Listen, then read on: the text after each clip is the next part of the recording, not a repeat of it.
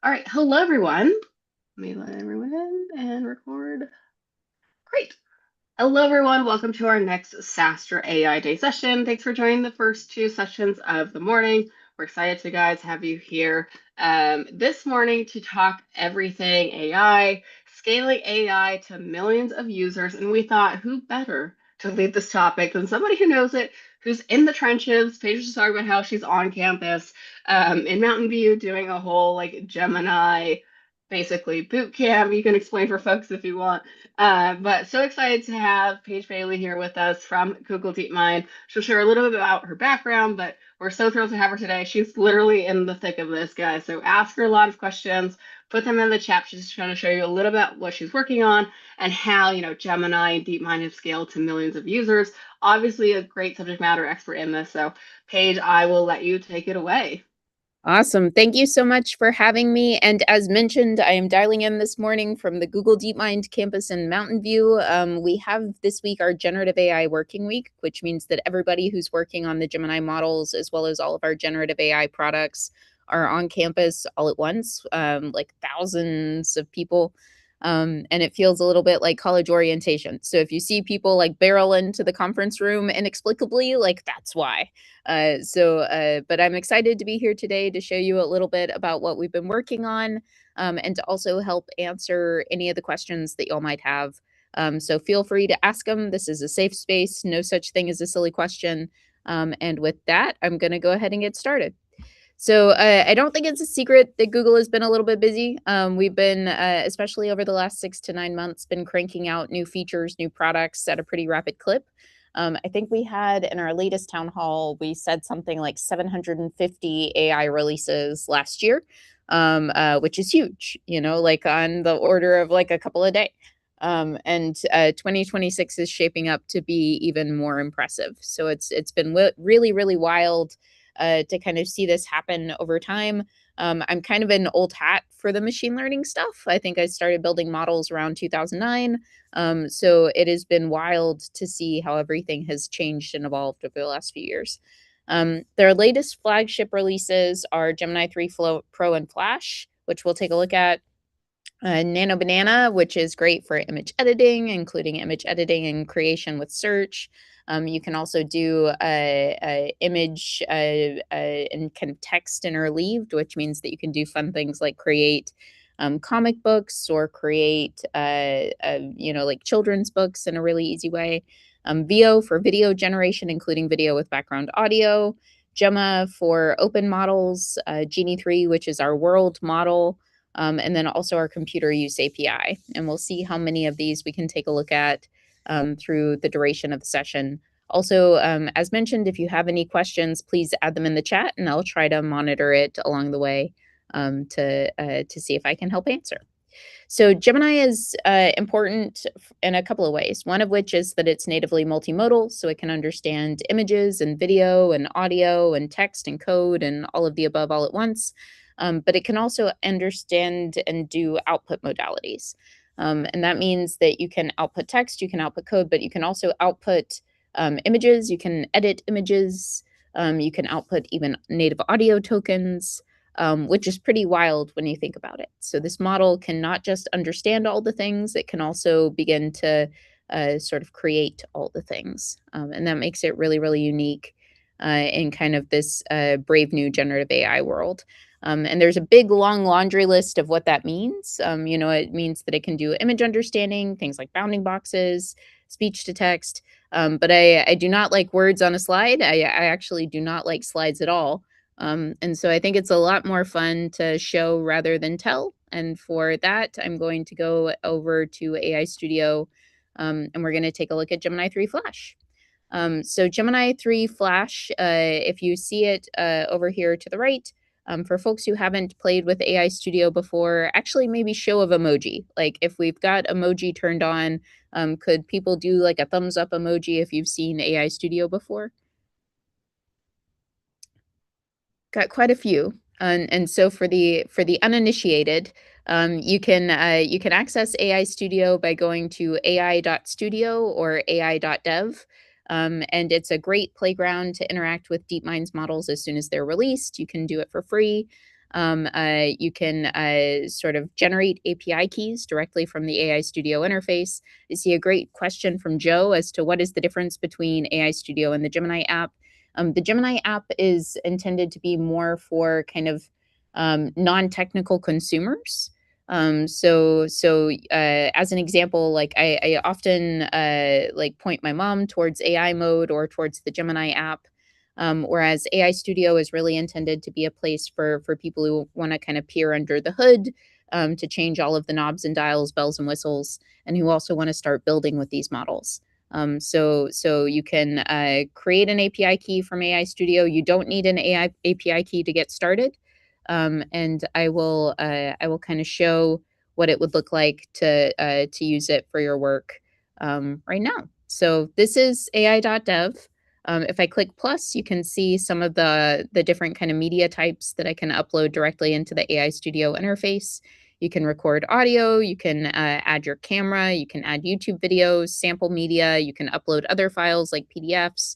And if I click sample media and then this one, because I love dinosaurs, I'm going to say something to the effect of please create a table with timestamps for all of the dinosaurs that you see in this video. Make sure to include a fun fact about each dinosaur. And then hit enter. You can see the number of tokens associated with this video. So it's around 5 minutes long, 31,000 tokens. There's a thinking trace that gets created, so you can see kind of the thinking process of Gemini as it's trying to walk through what it should do for this video. And then it looks frame by frame at the video itself, identifies each one of the dinosaurs as well as the timestamps in which they appear, and gives me a fun fact about each one. And you can expand out the thinking traces to see how it was able to arrive at those decisions. I also quite like that in AI Studio, if you hover over the token count, you can see how much that cost to do. So it was around 2 cents to analyze the full video. But you could also ask for things like transcriptions. You could ask for things like tell me the bounding boxes for each one of these dinosaurs in specific frames, all sorts of stuff. So the video analysis qualities are pretty solid. If you click get code, you also get the code that you would need to replicate whatever you just did, within the context of the UI. So it gives you the copy and pastable code snippet in Python or in TypeScript or in Go or in Java, whichever one you would like. So if you can get it working in AI Studio, you can get it working as part of your application. And I think I saw another question. So the data set used to identify each dinosaur in the fun fact. So excellent question. Gemini is trained on pretty much all of the publicly available and like approved to use data that's found on the internet, in addition to a lot more. And so there are obviously a ton of data about different dinosaurs, what they look like, what they're called. And that's all used to kind of train the model to understand the different dinosaur types. I've also turned on something called grounding with Google search, which helps kind of verify the fun facts. So grounding with Google search kind of does an initial sweep with the Google search tool to get back information and to ground the model's outputs. I also really quite like in AI Studio that you can do model comparisons. So I'm going to go ahead and go into compare mode, which you can do with these two little arrows that are pointing at each other. We've got Gemini 3 Flash in each one. And so I'm going to turn the thinking level to minimal for the one on the left-hand side. I'm going to turn on code execution. I'm also going to turn on code execution in the right-hand side. And I'm also going to add maybe like a sort of a Lego bricks and pieces. See if I can find a good image online. I think I also saw a question about company data. And so for company data, if you're a paid tier customer for the AI Studio for the AI Studio product, all of your company data is kept private. So we can't even see it to help debug, which is pretty wild when you think about it. So the all of your data is kept private, your logs are kept private, and that means that you can kind of add information as it makes sense. It also runs on Google Cloud behind the scenes, so AI Studio is leveraging the Gemini APIs otherwise. But I've grabbed a picture of Lego bricks, so you can see them kind of down here. It's around 1,000 tokens, and I'm going to say something like, They don't rent or switch or we have somebody that's coming to rent for like 3 weeks, right? Yeah, Or- your house is booked. Yeah, I know. So they can come in and complain, oh, this is not working, that's not working, and then so Yeah, I it's hear correct. You somebody, have to go when we go there I hear somebody in the background. Please make sure to mute yourself, unless you would like for your discussion to be recorded for posterity. In which case, there might be some post processing that would need to be done to remove the background audio. But regardless, so we've got this compare mode between Gemini 3 Flash Preview with minimal thinking, Gemini 3 Flash Preview with high thinking, and I can say something like, draw bounding boxes, or use Python to draw bounding boxes around all of the green Lego bricks that you see in this picture. Display the image to the user after the bounding boxes have been drawn with Python. And we'll see how well this does. Sometimes you have to be a little bit more clever with the prompt than just what I do at the very beginning, but we'll see how well it does. So that was with minimal thinking. It verified its outputs, so you can see that it was able to draw the bounding boxes around the input image in a pretty rapid clip, while the thinking mode is still taking its time. And then it was able to do segmentation around the Lego bricks before giving us the final output. And so you can see the bounding boxes have been drawn around the two green Lego bricks. For just to kind of take a step back and to discuss what happened here, this is pretty wild, right? Like this Gemini 3 Flash model, so like our tiny model, the one that's like 1/5 of the cost of Gemini 3 Pro, was able to take this input image, to kind of look at it, to see, to kind of understand my natural language query of like, oh, okay, I need to draw bounding boxes around these different Lego bricks. It defined the coordinates where it would need to do that by using tools. So it used Python as a tool to help analyze the image, to figure out where it should place the coordinates. And then it gave me the output response. And all I had to do was just ask, use Python to draw bounding boxes around all of the green Lego bricks that you see in this picture. So it's wild. And when you hover over the kind of cost associated for doing this work, it is like the tiniest fraction of a penny that you could imagine. Well, maybe not the tiniest, but like it's a pretty tiny component part of a penny, to be able to take this image, to draw bounding boxes, and to do it in a verifiable way with tools, which just boggles my brain. Like I think this is one of the coolest things that you can do with the Gemini models, especially with code execution turned on. So this is code execution with Gemini. Paige, while you're here, there's a question on the live stream. Do you have for use cases that are more go to market, what's a good application of this? Yeah. So a good application for code execution for a go-to-market use case might be being able to spot specific logos or specific kind of characteristics of images. So as an example, if you wanted to say like, hey, I have a directory full of images, tell me all of the brands that are incorporated into these images, and kind of the placement of the brands, whether it's positive or negative, and also like the percentage of the image where the logo is showing up. And you should be able to do all of that just by asking in natural language for Gemini. And could you do something like if you're on, let's say, like a competitor's website, and they have like their like top logos, can you say, hey, identify these companies and like tell me about them? Yeah, absolutely. You could do that with grounding with Google search. Just like, here are the top logos, here are kind of their market cap over the course of the last however long. And here are what their public mission statements might be, or their public roadmaps might be for 2026. So huge potential for all of the image understanding. We also have a feature called Gemini Live. Gemini Live gives you the ability to have a conversation with the model in multiple languages.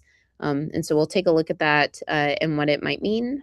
This is just a blog post that I have handy. So it's about Genie 3, which is our world model family.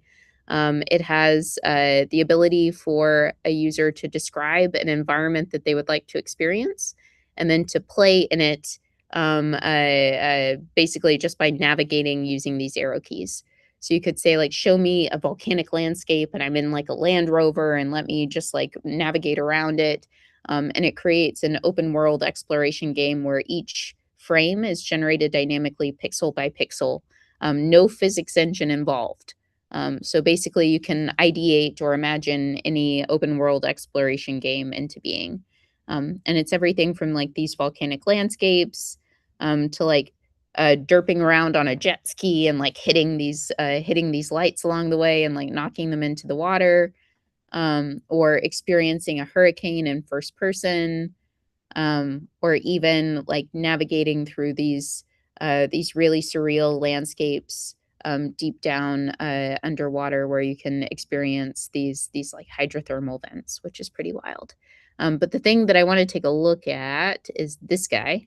So this is just a table with some information about the Genie 3 model. I'm going to go back to AI Studio. I'm going to share my screen.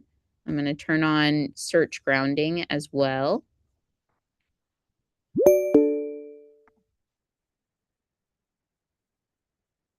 Hey there, Gemini. Can you tell me what you see on the screen?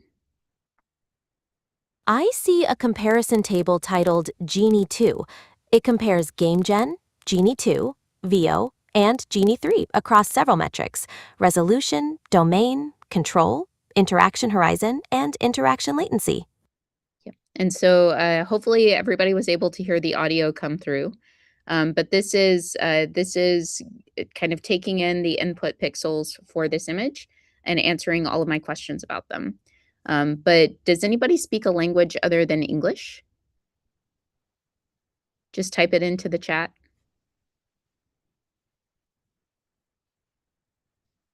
If not, I'm going to pick one. And the one said Spanish. Oh, Punjabi. So let's try Punjabi. Now you're getting a bunch of responses.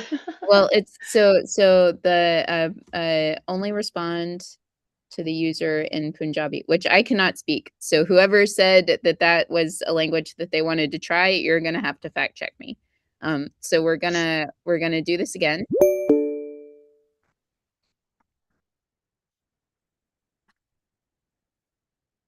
Hey there, Gemini. Can you tell me what you see on the screen? Screen ਤੇ ਇੱਕ ਤੁਲਨਾਤਮਕ ਸਾਰਣੀ ਹੈ ਜੋ 4 ਵੱਖ-ਵੱਖ ਮਾਡਲਾਂ game engine, Genie 2, VO ਅਤੇ Genie 3 ਦੀ ਤੁਲਨਾ ਕਰਦੀ ਹੈ। ਇਹਨਾਂ ਨੂੰ resolution, domain, control, interaction horizon ਅਤੇ ਇੰਟਰੈਕਸ਼ਨ ਲੇਟੈਂਸੀ ਦੇ ਆਧਾਰ ਤੇ ਪਰਖਿਆ ਗਿਆ ਹੈ। Genie 3 ਵਾਲਾ ਕਾਲਮ ਖਾਸ ਤੌਰ ਤੇ ਹਰਾ ਰੰਗਿਆ ਹੋਇਆ ਹੈ। Whoever said that, was it okay? Or like, did it work? Awesome. So I'm gonna say that as awesome. Cool. So what's happening behind the scenes is we have this video input, or this kind of visual input. You can ask Gemini multiple questions about it. And you can either ask via modifying the system instructions in multiple languages, or if I try again, I'm going to remove these system instructions. And I'm going to turn on Google search grounding, or make sure that it's turned on. I'm going to say, Hey, Gemini, could you tell me in very professional German what the temperature is like in Mountain View, California today? Die Temperatur in Mountain View, Kalifornien beträgt aktuell etwa 13 Grad Celsius, was 56 Grad Fahrenheit entspricht. Es ist überwiegend bewölkt. And so you can see that it pulled in a tool search, so it was able to ground in different sources. And you can kind of also invoke other tools using the Gemini Live API. What this is doing is it's sort of incorporating a speech to text, LLM understanding, and text to speech pipeline just as one API call. And at 1/10 of the cost as you would have if you were using some other systems. I also saw Italian, so I'm going to try Italian. I've never tried that before, so let's see how it works. But let's also try a camera source. Hey there, Gemini. Could you tell me what you see on the camera?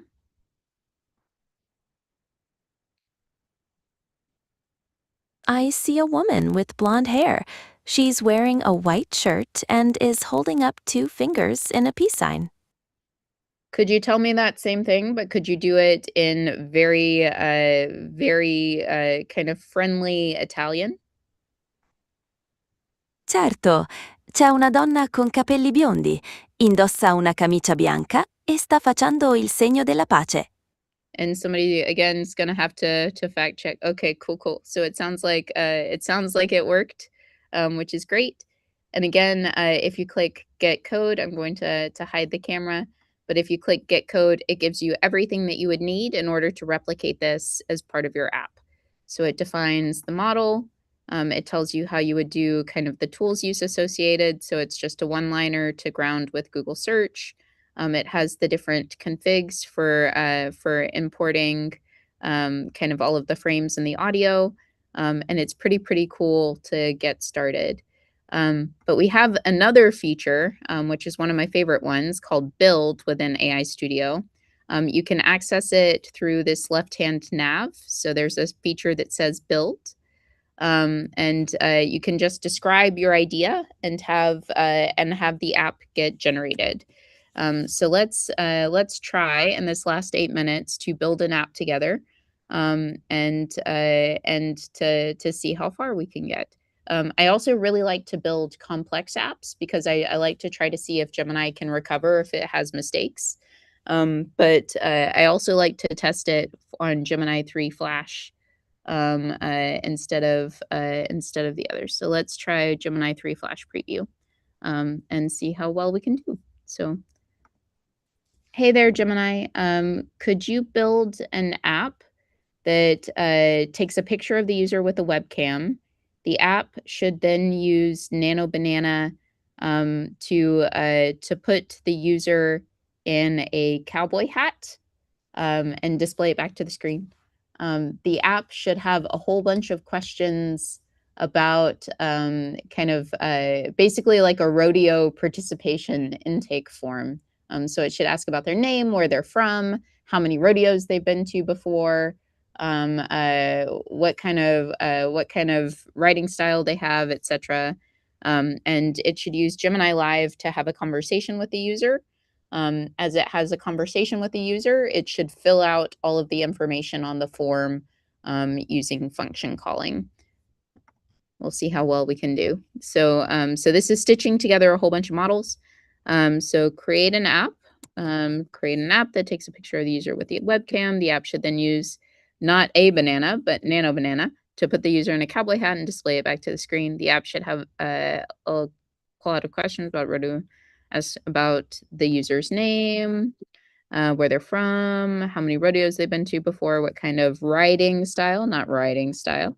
They have Gemini Live as the app has using function calling and tools use.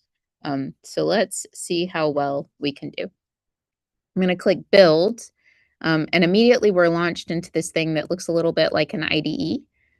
So you can see the thinking traces off to the left for the different services that need to be added.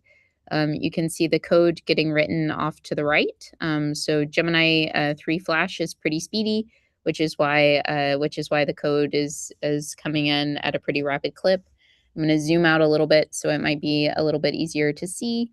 And you can also see that like if it calls any models, it also does kind of the prompting configuration for you as well. So you don't have to think of hyper customized prompts in order to do the analysis effectively. So it looks like it's got a first iteration. So I've got a camera and a microphone. Let's try.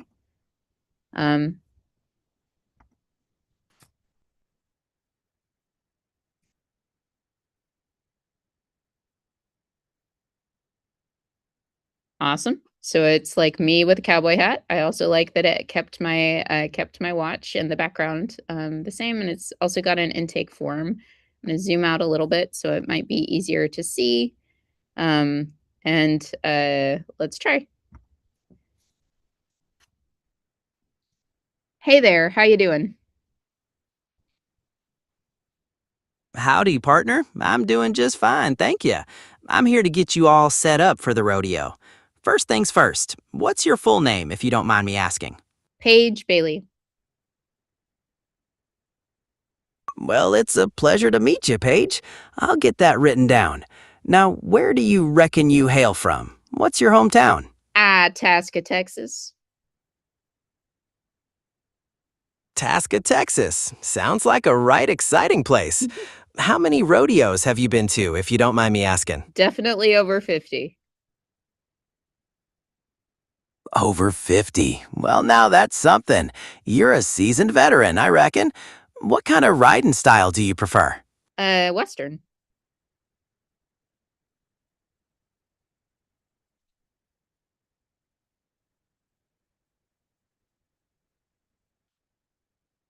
Sometimes it gets a little bit slow, but Western riding. Western riding. Sounds like a great choice. And how many years of experience have you got beneath your belt? About 20. 20 years. My goodness, you've been at this a long time. Now, we need an emergency contact for their form, partner. Who should we list? You can list my sister, Brooke Bailey. Gotcha, Brooke Bailey. And what's her phone number, please?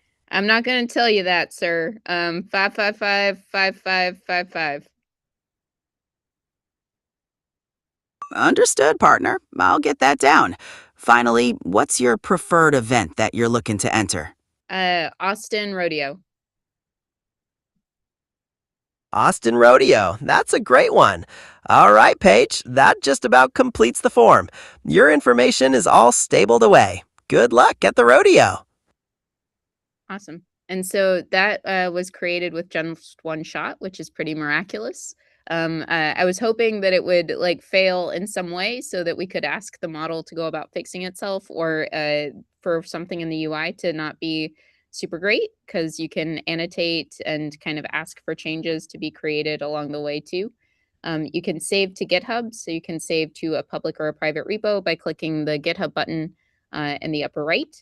And you can also deploy directly to Google Cloud. So if you click this little rocket ship, it gives you this really nice UI where you can select a cloud project and deploy directly as a Cloud Run service, get a unique URL, test it out, share it with your friends. You can also just share the app in the upper right-hand corner here. You just have to make the assets available to everyone. But this is kind of a breezy walkthrough of a lot of the cool features that we have in AI Studio that you can access and use today for free. I strongly recommend testing out Gemini 3 Flash, Gemini 3 Pro, AI Studio's build feature, and Nano Banana, and share what you build. Like there's a lot of cool stuff that's happening. And I also kind of want to save this picture. Just because I do like that hat, and so I might want to try to find it the next time. It fits your head really well. Related question, if somebody, because I know we're out of time too, and I know you got to run. Related question, if somebody wants to do a version of this for like a intake form on their website, right? So like they're collecting, if they want to build a version of this in Gemini to collect leads, right? And kind of like ask the user about themselves the same way you did it in 5 minutes. Is there a way people can, because you said you can publish it out to Google, but is there a way they can embed it with their website too? You can definitely embed it within your website. What I would do is, if you look at the code feature, there's a way to upload files. So you can upload files, create new folders, etc.